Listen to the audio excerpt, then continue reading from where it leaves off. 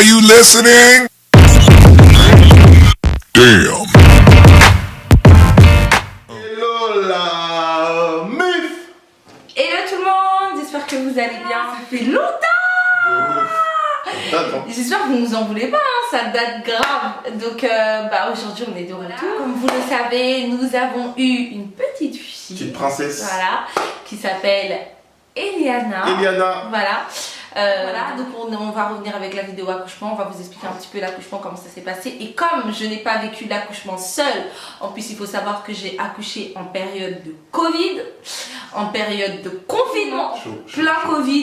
Donc du coup c'était un petit peu compliqué, donc on va vous expliquer tout ça. Voilà, likez la vidéo, abonnez-vous à fond et surtout venez nous suivre sur Instagram. Et d'ailleurs vous êtes les premiers à le savoir, on vous a fait un petit TikTok sympa et donc voilà. C'est quoi le nom du TikTok à votre avis? C'est la mif. Donc venez nous suivre, venez nous donner de la force. Voilà. Et ensuite aussi une parenthèse très importante pour toutes les personnes qui vont me regarder, s'il vous plaît, sachez que Wichel et moi on aime beaucoup se taquiner. C'est de l'humour, comme on se parle, on aime bien se lancer des pics, c'est notre couple, on est comme ça, on aime trop s'embêter, mais on a énormément de respect l'un pour l'autre, donc s'il vous plaît dans les commentaires, vraiment, voilà, si vous n'arrivez pas à rentrer dans notre délire, ne jugez pas, parce que nous deux, on est comme ça. Prenez les choses au second degré, parce qu'à la fin, quand on éteint la caméra, on n'est pas fâché. Un petit message pour les Haïtiens, on a compris, pour le almanach, s'il vous plaît, lâchez-nous avec ça. Si vous ne nous suivez pas sur Instagram, venez nous suivre sur Instagram. Wichel, il doit attendre les 2000 abonnés, s'il vous plaît, venez. Il reste là 15 ans, 17 personnes, s'il vous plaît, venez. Wichel, il doit attendre les 2000 et moi, je dois attendre les 10K. Allez, s'il vous plaît, les 10K, allez, venez. Donc vous savez que déjà, il faut savoir que j'ai accouché le 2 avril 2020 à 1h du matin. Donc il faut savoir que c'était un accouchement qui était provoqué dû au poids du bébé. Elle prenait énormément de poids et ils m'ont dit que voilà, il fallait provoquer l'accouchement, etc. Donc moi j'espérais accoucher avant, j'ai été... Enfin avant, quand tu dis avant, normalement. Ouais, je vais accoucher et voilà, l'enfant, tout est fait, etc. Donc nous on était là, on était un petit peu dans l'expectative. Moi j'étais là, en plus on a déménagé, donc je vidais des cartons, je portais des cartons quand Wichel il était pas là. Je savais pas. Je portais des cartons. Ça veut dire toi. Je portais des cartons et tout, j'étais là, j'espérais, je me disais allez bébé, sors. Mais Liana elle était pas du tout déter, elle était bien au chaud dans le ventre. Et du coup, donc voilà, donc on passe la 37e semaine, etc. Et là, donc en fait dès que j'étais à ma 35e semaine, là ils nous annoncent le confinement. Donc bam, on est en confinement, etc. et tout. Et donc moi je suis là, j'ai déjà mon rendez-vous. Je sais qu'à partir de la 39e semaine, le mardi, je vais me faire provoquer pour accoucher. Donc ce qui s'est passé, c'est que... désolée, pause bébé, voilà. Donc bon, elle est floutée, hein, c'est ce qui est normal, on ne peut pas la montrer. Oui, donc voilà. Donc ce qui s'est passé, c'est quoi? C'est que donc on était en confinement et en fait, moi ce qui m'a traumatisée, c'est quoi? C'est que en fait je voulais accoucher avant, parce que juste avant qu'on dise que j'allais accoucher, que j'allais me faire provoquer, qu'est-ce qui s'est passé? Ils ont mis le truc où les papas ils pouvaient pas venir dans la salle d'accouchement. Donc il y avait des hôpitaux, nous on habite dans le 95, donc il y avait des hôpitaux dans le 95 qui refusaient complètement les pères, même en salle d'accouchement. Mais ça même sans couper, hein. On l'a appris, enfin c'est Glody qui l'a appris sur les réseaux.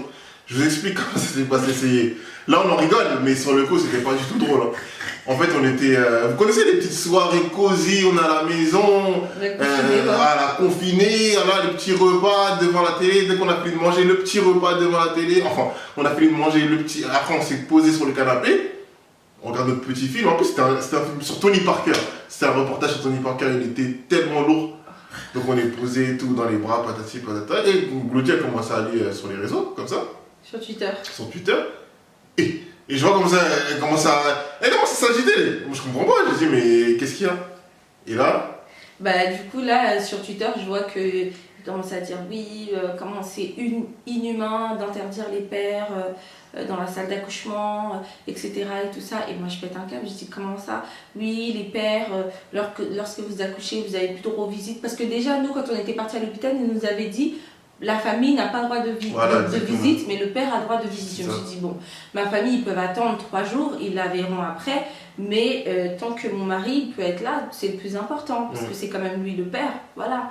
Donc du coup, et là, ils nous disent quoi? Le père n'a plus le droit au droit de visite. Donc après ça, dès qu'elle a vu ça, Glody, elle a appelé l'hôpital. Elle a appelé l'hôpital en panique. Et moi, je disais calme-toi et tout, mais non, t'inquiète et tout. Tellement mal parlé. T'inquiète, je serai là dans tous les cas. Et elle appelle et donc elle commence à poser des questions. En plus, elle est tombée sur une dame. Elle laisse tomber, grave mauvaise, insolente et tout. Donc Glody lui pose des questions, il disait ouais dans tous les cas et tout, vous avez de la chance dans tous les cas que pour l'instant les papas ils sont encore acceptés, mais c'est pas sûr. Ok. Et après clairement elle a fait comprendre que non en fait votre mari ne pourra pas assister à l'accouchement. Je dis mais attends mais je suis le facteur, je suis quand même le père de l'enfant, c'est mon épouse donc je comprends pas. Et donc, du coup, après, j'ai fait une grosse crise. J'ai fait, on peut dire, une crise d'angoisse. Parce que j'étais enceinte et quand j'étais enceinte, j'étais un peu trop émotive. D'habitude, je suis pas autant émotive. Vous voyez le rond du sopalin là? Les sopalins que vous venez d'acheter, que vous posez comme ça, vous pouvez vous essuyer la bouche quand vous finissez de manger. Là. Ça, elle a fini. J'ai fini. Non, arrête, j'ai pas tout fini. Il est resté moins de la moitié. Il restait un tout petit peu. Je crois que je tirais une feuille, il n'y avait plus rien. J'ai pleuré parce que déjà l'angoisse, c'est mon premier enfant, première grossesse, je me fais provoquer et en plus de ça je serai seule. Non mais t'imagines quand même le traumatisme. Je sais pas à quoi m'attendre, enfin voilà quoi, c'était un peu effrayant. En sachant que tous les événements importants, que ce soit pour mon épouse ou moi, on est toujours ensemble. Mais vraiment tous. Et même avant qu'on soit mariés. Hein. Par exemple pour le bac, j'étais là. Et moi pour mon permis, elle était là. Tous les événements, on était ensemble. Et là, l'un des événements les plus heureux et les plus, entre guillemets, durs physiquement, je pouvais pas assister à ça. Non. Et maintenant, essayez de vous imaginer à ma place. Essayez de réconforter une femme enceinte qui est totalement en panique. En plus, je ne pouvais pas lui dire, mais non, t'inquiète, je serai là parce que l'hôpital t'a dit, chef, tu ne pourras pas assister. Ça veut dire que même si je lui dis, non, mais je serai là. Non, arrête de dire que tu seras là. Non, tu seras pas là. Oh, mais pardon. Tu ne seras pas là. Et c'est vrai, Et après, imaginez-vous à ma place. C'était très compliqué. Et toi, tu t'imagines à ma place? Si, je me suis imaginé à ta place. Ouais, c'est ça. Mais je pouvais pas lui montrer. Sur le coup, t'étais là, non, mais t'inquiète. Non, mais je pouvais pas pleurer avec toi. Faut au moins qu'il y a quelqu'un qui sort la tête de l'eau pour conduire le bateau. Non, mais c'est bon, bébé, calme-toi, arrête de te mettre dans ces états. Non, mais c'est abusé. Pense au bébé, mais non, mais ça va. Parce que tout le monde dit, et c'est prouvé, que lorsqu'une femme enceinte ressent quelque chose, l'enfant ressent aussi. C'est-à-dire que lorsque la maman est triste, ou je sais pas, ou elle a un sentiment, l'enfant le ressent aussi.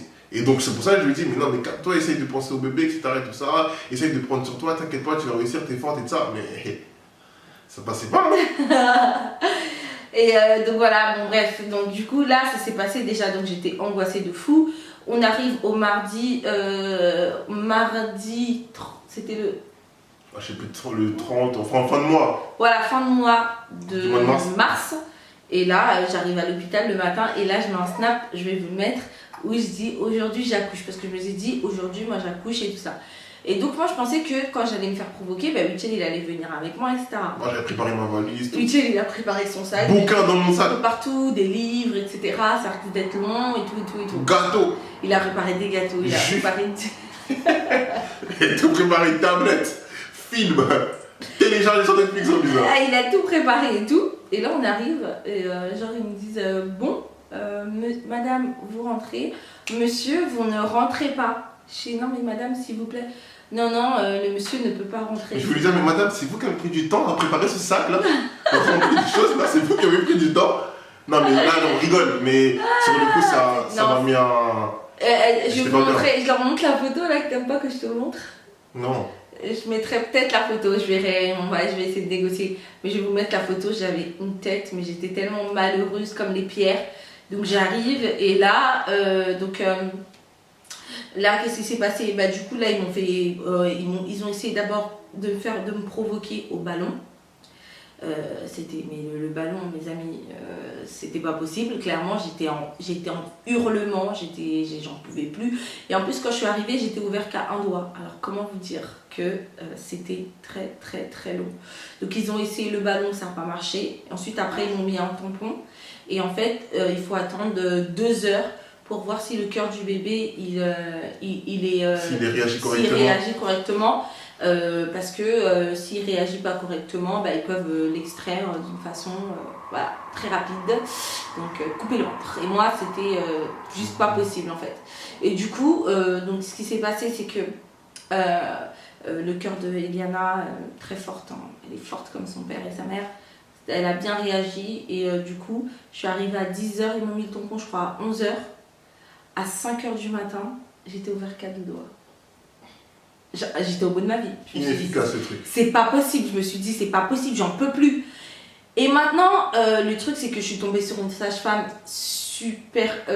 au début, les premières sages-femmes elles étaient trop gentilles, mais après je suis tombée sur une sage-femme, elle était archi méchante, elle était archi sèche, elle était vraiment horrible. Je pense que je reviendrai dessus peut-être sur une vidéo, mais c'était vraiment dur. Je pense que c'est celle elle m'a vraiment gâché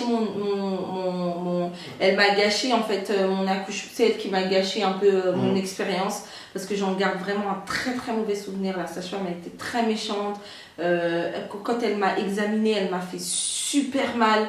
Et par exemple la sage-femme à 5h du matin on m'a dit que j'étais ouvert à 2 doigts, et tellement elle était pas patiente avec moi, et moi j'étais déjà très stressée au vu de la situation, que ça prenait du temps, que voilà, Michel il était pas là, ma famille elle était pas là, j'étais seule.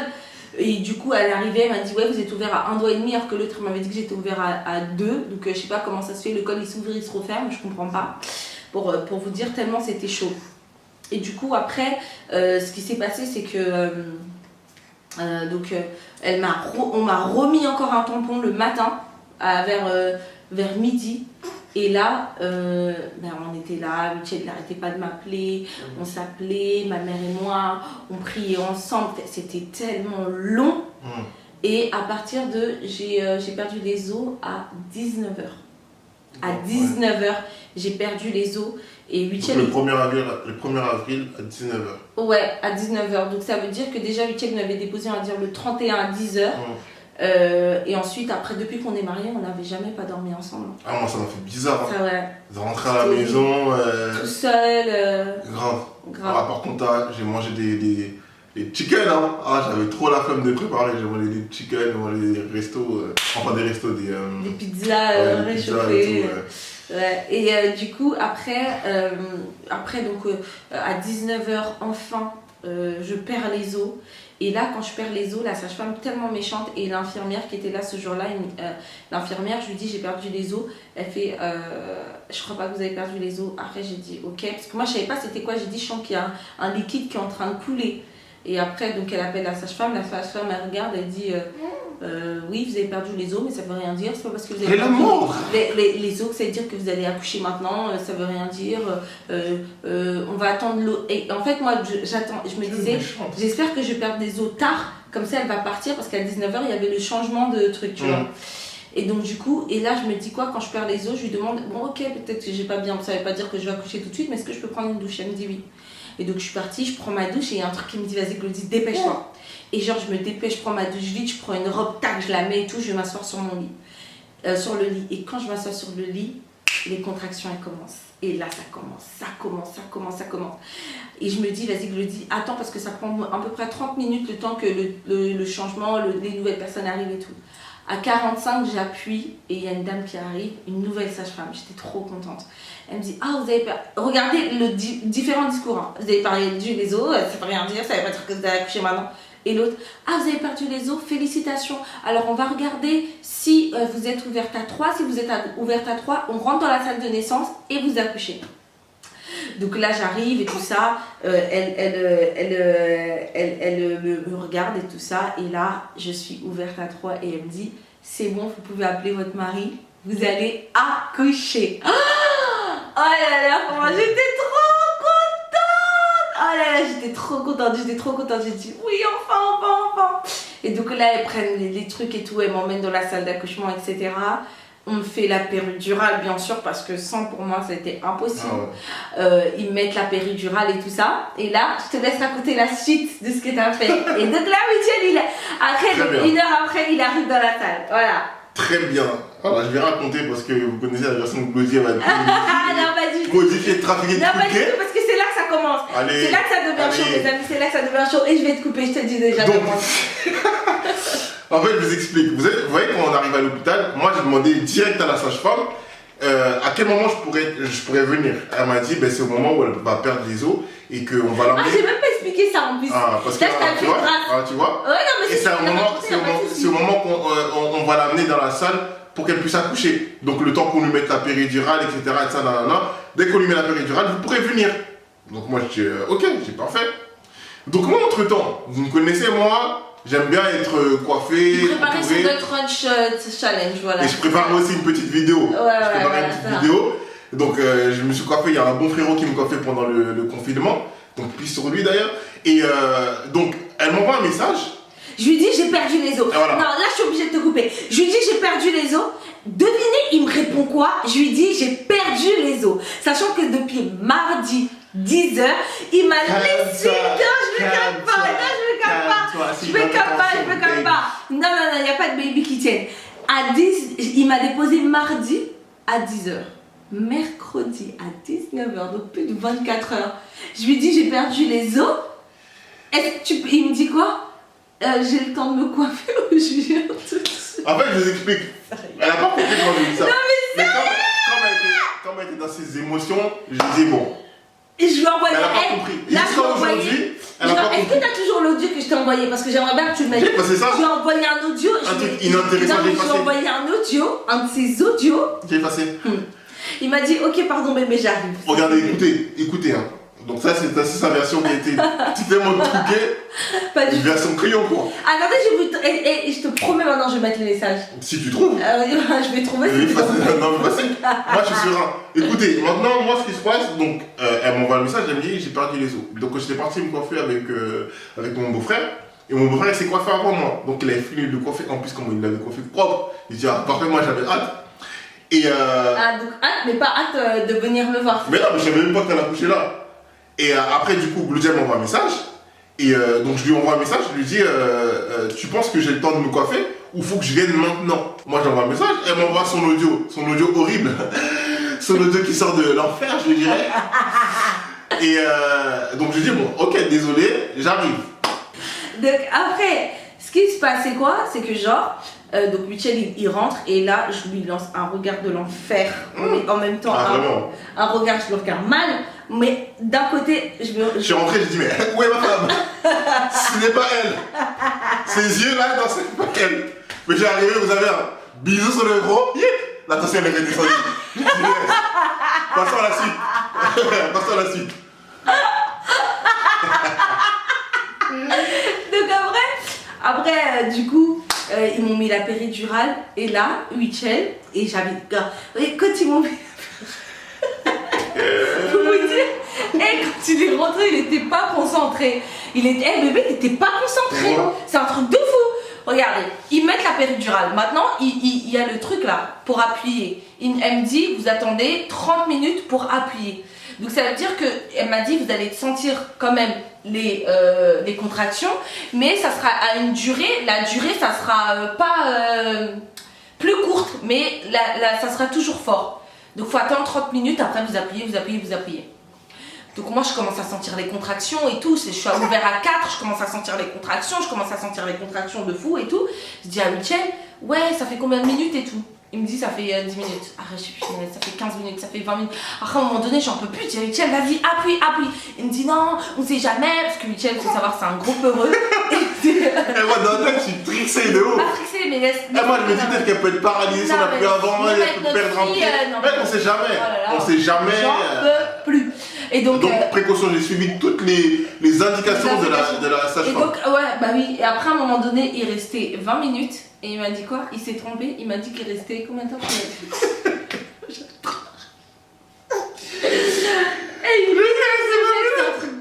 Je lui ai dit, il restait 20 minutes, mais il restait grave plus de temps. Il restait plus de temps, genre. Il restait 20 minutes et lui il m'a dit il reste 10 minutes. Je me suis trompé. J'avais trop la rage. Je me suis trompé. Et donc après, je lui disais, mais Michel. Après, elle m'a dit, t'as appuyé? J'ai dit, non.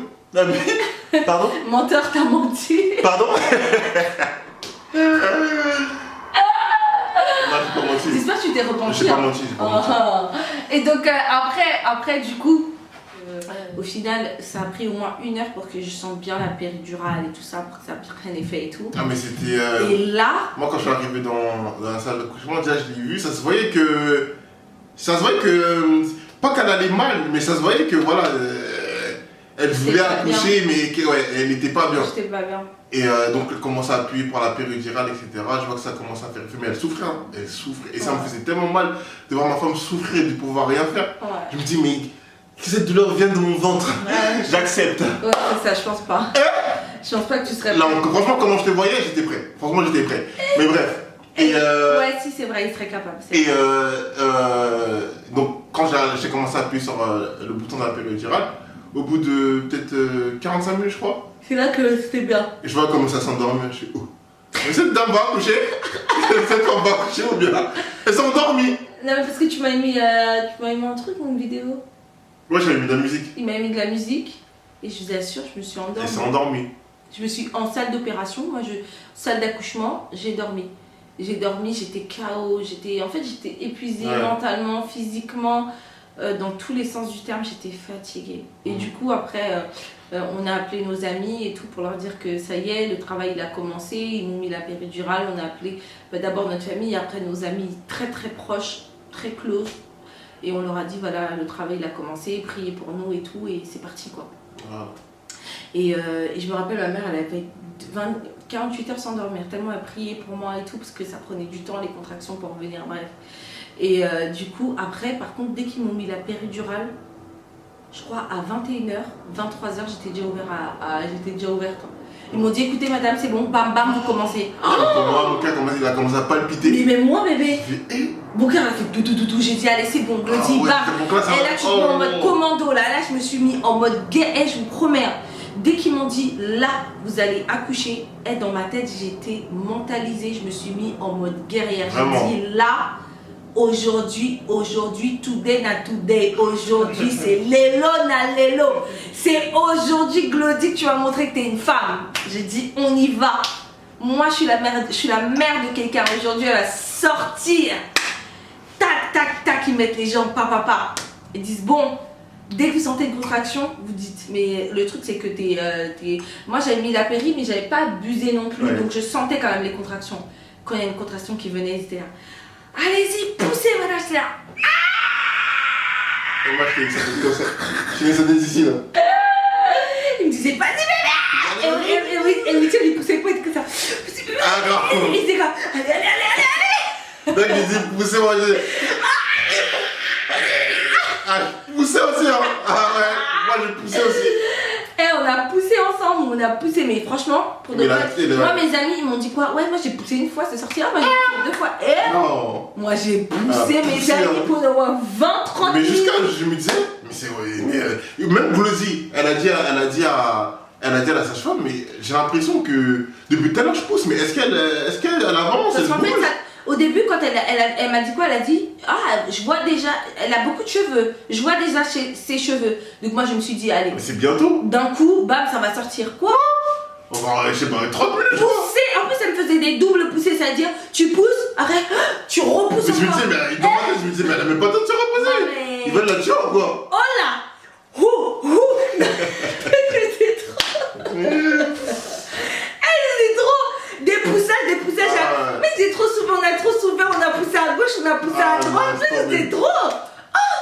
Pousser, j'ai dit mais j'en peux plus. Incroyable. Mais par contre, j'ai pas fait un truc de faiblesse, genre grave. J'en peux plus. J'en peux plus. Non, franchement, j'étais grave. J'ai pas dit j'en peux plus. J'étais grave étonné. ou quoi. Non, il n'y a pas eu de ah non, vas-y, j'en peux plus, je vais arrêter. Non. J'ai dit, je vais aller jusqu'au bout, ma fille. Et je sais pas comment dire, mais je vous assure, il y a une force qui est venue sur moi, mais une force surnaturelle. Ouais, c'était la saison. Mais je vous assure qu'il y a une force qui est venue sur moi. J'étais tellement déterminée. Et voilà, j'étais déterminée, je me suis dit, Glody, tu peux le faire, tu vas le faire, tu vas y arriver, tu es capable. S'il y a d'autres personnes qui ont réussi, pourquoi toi tu n'y arriverais pas? Tu vas le faire, tu vas y arriver. Vas-y, vas-y, sors ta fille, sors ta fille. Et je peux vous dire que, je sais pas, j'avais une motivation. En plus, j'étais avec mon mari, et mon mari, c'est un petit peu son... C'est un peu son mental, Mitchell, il a un mental de fou. Et là, je sais pas, j'ai emprunté son mental, je me suis dit... Il n'y a pas de fatigue qui tienne. Il n'y a pas de fatigue qui soit. Il n'y a pas de fatigue. Machine. Mec, j'étais en mode machine. On a poussé, et puis au final, sa tête, elle est sortie. Et dès que sa tête, elle est sortie, par contre... Oh, choc. Mitchell, il a failli faire un malaise. Choc. Il a failli faire un malaise. En fait, vous voyez, moi, je suis grande taille. Ça veut dire que donc il y avait donc la position, vous connaissez les femmes enceintes, elle a les jambes écartées et il y a un drap pour cacher, pour pas voilà, pour pas qu'on voit, etc. Mais moi, vu que je suis grand, je vois un peu ce qui se passe. Mais je regardais même pas parce que je me dis, Michel, faut pas que tu regardes là-bas parce que ça peut te traumatiser.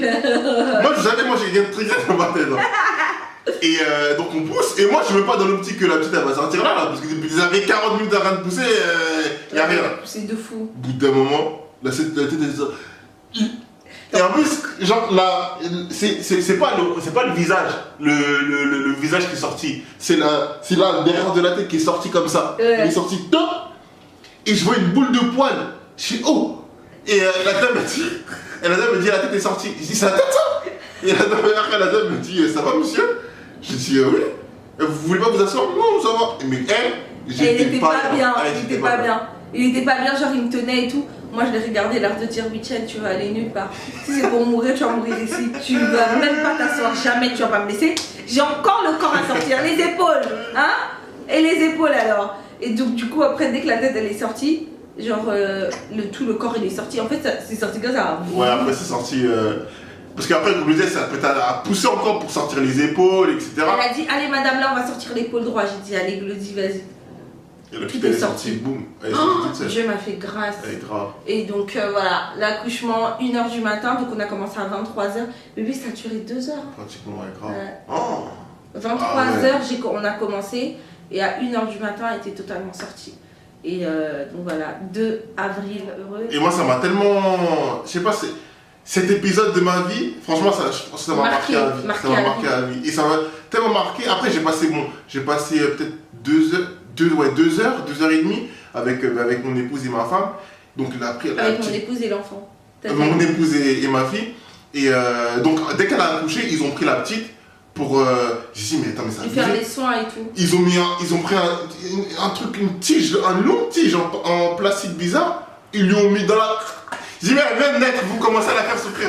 Vous arrêtez là, laissez-la. Faites ça à moi, faites-le moi.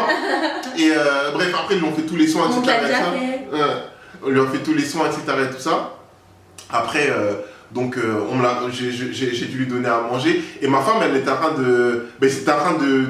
d'enlever tout ce qui est placenta, et ça, nanana, et tout, vider le sang, etc. Et quand je regardais ma femme, ça me faisait tellement mal parce elle tremblait à cause de la péridurale, etc.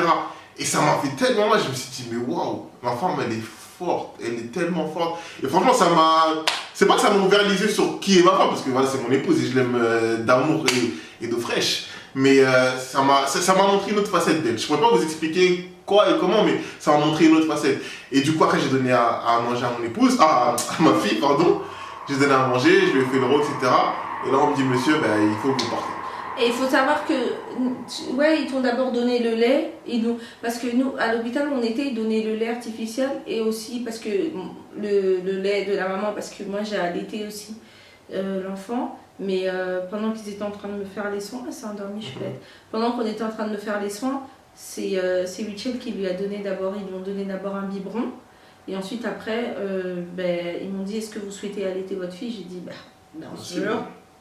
Et du coup, Et c'est pas, enfin pour les femmes qui n'allaitent pas, il n'y a pas de souci, hein, chacun fait ce qu'il veut. Mais nous c'était sûr, enfin Wichel et moi, en fait nous deux on a la même, ce que j'aime bien c'est que Wichel et moi on a la même vision par rapport à l'éducation de nos enfants, de notre fille, par rapport à tout. On est vraiment sur la même longueur d'onde, donc c'est très bien. Et voilà, si vous voulez on vous fera la vidéo sur l'allaitement parce que Wichel il a... Faut dire que c'est un père qui est très présent, j'ai beaucoup de chance de l'avoir parce que c'est un père qui est très présent, il est présent dans tout. Et vous voyez, même quand on parle, on dit on a poussé, on n'a pas dit j'ai poussé, on a poussé parce que la grossesse on l'a vécu vraiment ensemble, l'accouchement on l'a vécu ensemble. Et quand j'ai accouché, Wichel il a beaucoup été là pour moi, c'est lui qui s'est occupé de toute la maison, de me faire à manger et tout pendant 2 mois parce que clairement j'étais épuisée de mon accouchement, j'étais très fatiguée.